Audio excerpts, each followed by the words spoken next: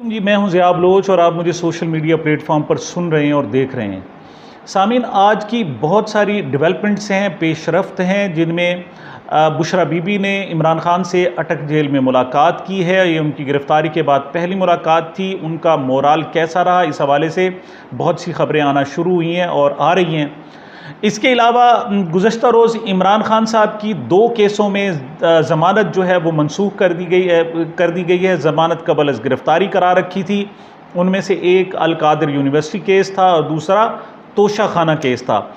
यहाँ पर ये दोनों ही बड़ी दिलचस्पी की सूरत हाल ये है कि अल कादिर यूनिवर्सिटी का केस जो था उसका अब नाम तब्दील कर दिया है, क्योंकि लोगों का ख्याल ये था, फ़ैसला करने वालों का ख्याल ये था कि अल कादिर यूनिवर्सिटी के नाम से इमरान खान को फ़ायदा पहुँचता है और उससे कहीं ये ज़ाहिर होता है कि हुकूमत विक्टिमाइजेशन कर रही है और एक चैरिटी के लिए और खैराती जो यूनिवर्सिटी बनाई थी, शायद उसके नाम पर इमरान खान को तंग किया जा रहा है और ख़राब किया जा रहा है।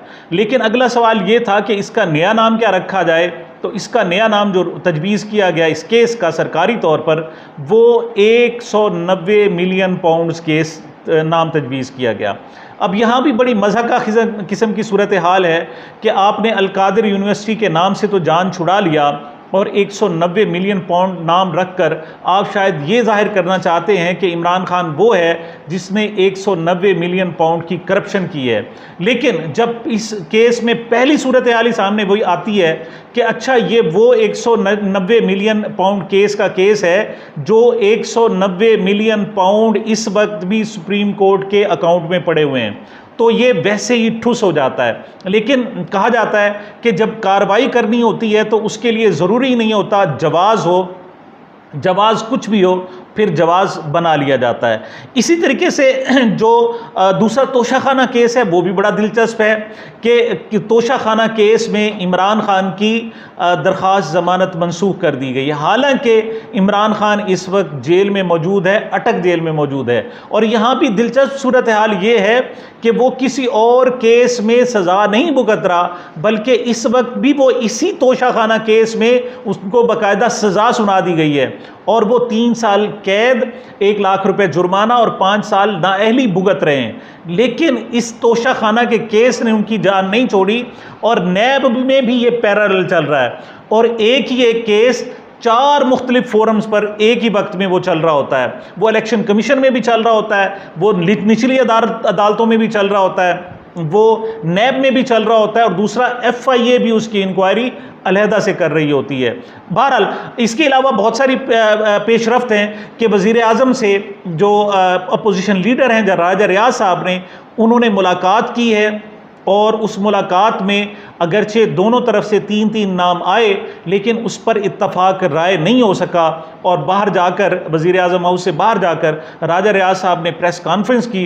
उन्होंने कहा जी कि मैंने भी नाम पेश कर दिए थे, उधर से भी आ गए थे, लेकिन हम चूँकि सारे बड़े कमिटेड लोग हैं, हमारी कमिटमेंट है जनाब अपनी काज के साथ, लिहाजा हमारे डिफरेंसेस थे, लिहाजा आज जो पहला दिन था उस पर किसी नाम पर इत्तफाक नहीं हो सका, लेकिन अब दोबारा 11 अगस्त को फिर मुलाकात करेंगे। अब ये भी एक मज़ाहिया सी सूरत हाल है। राजा रियाज की क्या मजाल है कि वो इनकार करे, कोई नाम अगर उनको दिया गया है वो दे और उसका इनकार कर लिया जाए।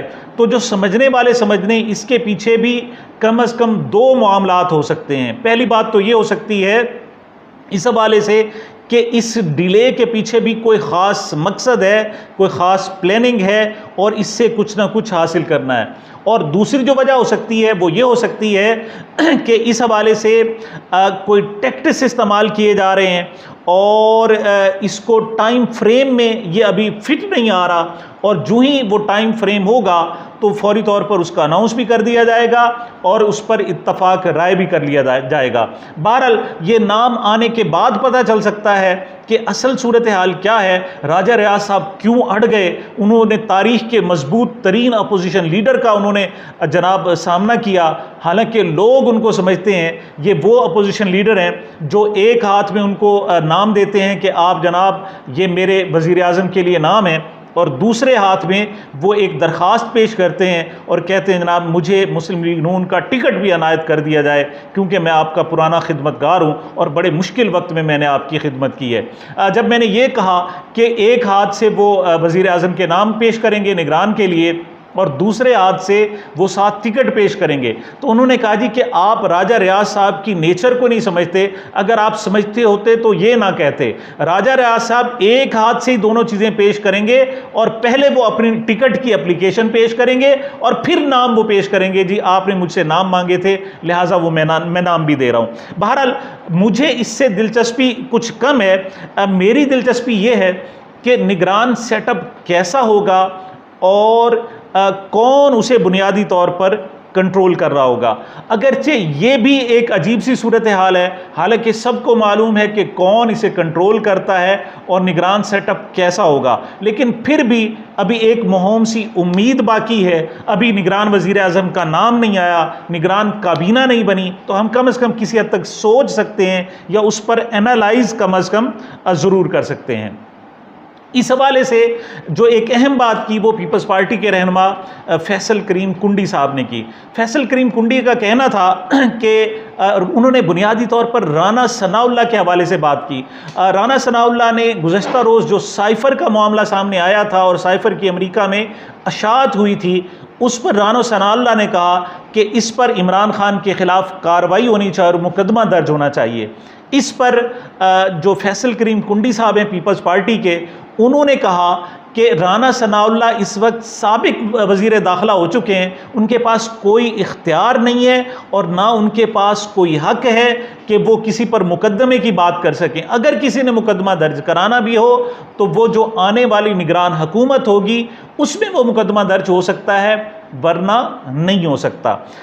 दूसरी बात जो फैसल करीम कुंडी साहब ने की, उन्होंने कहा कि निगरान जो वज़ीर आज़म हो वो तगड़ा होना चाहिए ताकि बाद में वो ये ना कह सके कि देखें जी मेरे पास तो इख्तियारात ही नहीं थे। ये अगरचे सिर्फ निगरानों के हवाले से नहीं है, ताकतवर तरीन कहलाए जाने वाले इमरान खान साहब अब कहते हैं कि जब मैं वज़ीर आज़म था तो मेरे पास कोई इख्तियारात नहीं थे, या कम से कम बुनियादी इख्तियारात नहीं थे। अच्छा, अब सवाल हमारे यहाँ बहुत सारे किए जाते हैं, लेकिन ये सवाल करना कोई आसान नहीं होता। वो कौन था या है के बारे में सवाल बड़ी कीमत अदा करते हैं।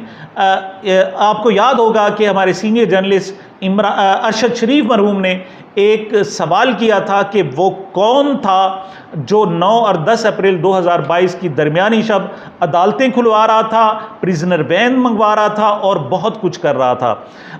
अब ऐसी एक सूरत हाल, और हुआ क्या कि जब उसने ये सवाल किया वो कौन था, तो उनको फिर उसकी कीमत भी अदा करनी और अपनी जान और अपनी लहू से उसकी कीमत अदा करनी पड़ी, और वो दियारे गैर में कीनिया में जाकर शहीद कर दिए गए। हाँ, अलबत्ता बहुत सारे लोग होते हैं, सरफिरे होते हैं, जो अपने शायद बुजुर्गी का फ़ायदा उठा लें और बहुत कुछ कह देते हैं। अगरचे वो कौन था कहना आसान है, लेकिन वो कौन है कहना इससे भी ज़्यादा मुश्किल है। इवन आप इमरान खान साहब की एक मरतबा फिर मैं मिसाल देना चाहूँगा कि जब वो इक़्तिदार में थे तो वो उन्होंने कभी नहीं कहा कि ये जो सारे मामलात हैं ये जनरल बाजवा साहब, जनरल कमर जावेद बाजवा साहब संभाले हुए हैं, उनके पास इख्तियार नहीं है। उस वक्त भी वो अगर इल्ज़ाम लगाया करते थे तो अमेरिका पर लगाया करते थे, और मैंने उसी वक्त एक पोस्ट की थी कि शुक्र करें कि इमरान खान अभी सारा इल्ज़ाम अमेरिका पर लगा रहा है। उस वक्त से को सोचा जाए कि जब इमरान खान असल किरदारों का नाम बताएगा, लेकिन इमरान खान जैसे ताकतवर शख्स ने भी अपने इक़्तिदार में कभी नहीं कहा कि वो कौन है। अलबत्ता जब वो चले गए तो उन्होंने कहा जी हाँ जी वो बाजवा है। लेकिन बड़ी दिलचस्प सूरत हाल ये है कि हमारे मारूफ अदीब अनवर मकसूद साहब ये थे कि जिन्होंने वो कौन था की बात नहीं की थी, बल्कि वो कौन है भी बता दिया था। एक टीवी चैनल ने उनसे गुफ्तगू की और उन्हें कहा कि ये क्या सूरत हाल चल रही है, तो उन्होंने जवाब में एक शेर पढ़ा था कि वो कौन है जो निज़ाम मुल्की चला रहा है, वो बाजवा है। उन्होंने ये लफ्ज़ कहा। इस पर वो जो टीवी वाले थे झीम गए। उन्होंने कहा जी आप हमारा टीवी चैनल बंद कराना चाहते हैं, आप चाहते हैं कि हमारा टीवी चैनल बंद हो जाए?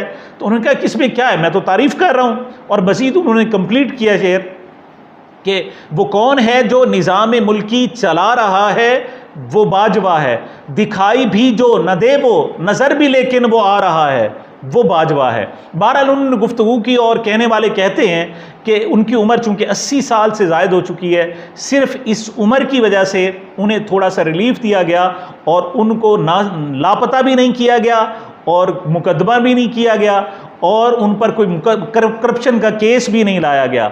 एक दिलचस्प सूरत हाल ये जारी जो सारी मैंने गुफ्तगू की, ये दिलचस्प सूरत हाल मुझे उस वक्त पता चली जब आज 10 अगस्त को एक ख़बर हमारी मीडिया पर आई कि सऊदी अरब से एक वफ़द आया है जो सरमायाकारी के हवाले से गुफ्तगू के कर रहा है और उन्होंने दो तरफ़ा हुकाम ने उनसे मुलाकातें की हैं।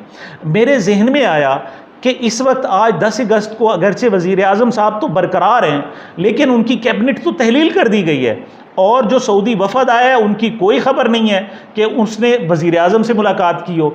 तो ये मुलाकातें किस सतह पर हुई? फिर मैंने कुछ फुटेजेस देखी तो मैंने देखा कि उनमें एहसन इकबाल साहब बैठे हुए थे। फिर मुझे ख्याल आया कि क्या इस वक्त तो अगरचे निगरान काबीना है भी नहीं, और फ़र्ज़ करें जो निगरान काबीना होगी तो वो कौन होगा जो निज़ाम मुल्की चला रहा होगा? वो कौन होगा? क्या वो ये एहसन इकबाल साहब, वही राना सनाउल्लाह की जनाब हदायत दी जा रही होंगी? क्या वही उसी तरीके से वज़ीर दिफ़ा ख्वाजा आसिफ साहब ही होंगे? क्या फिर उसी वक्त ही वज़ीर प्लानिंग एहसन इकबाल होंगे और ये सारा कुछ कर रहे होंगे? ये क्या सूरत हाल होगी? उसमें मेरी दिलचस्पी बहुत ज़्यादा बढ़ी और मैंने कहा कि मैं इसको थोड़ा सा डिटेल्स में देखूं कि निगरान दौर को आखिर कौन चलाएगा। फिर ख़बर की मैंने जब तफसील पढ़ी तो जो हमारे जनाब PDI वाले हैं, मतलब जो प्रेस PID वाले प्रेस इंफॉर्मेशन डिपार्टमेंट के लोग हैं, उन्होंने बहुत ही एहतियात से ख़बर बनाई और उसकी तफसील में लिखा कि हाँ ये सऊदी वफ़द आया तो है, लेकिन ये 8 से 9 तारीख़ तक पाकिस्तान में इन्होंने हुकाम से मुज़ाकरात किए और बातें की।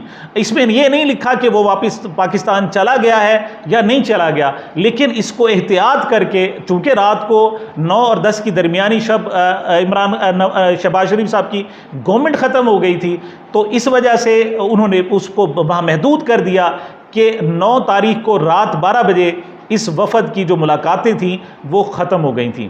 बहरहाल बड़ी दिलचस्प इस किस्म की सूरत हाल है और अब भी मेरी दिलचस्पी यही होगी कि निगरान कैसा होगा, किसके कंट्रोल में होगा और वो किस तरीके से निज़ाम मुल्की चलाएगा। सामीन, ये मेरी अब तक की गुजारिशात थी। मुझे मेरे इस चैनल को अपनी मोहब्बतों और दुआओं में याद रखें। मिलते हैं छोटे से वक्फे के बाद।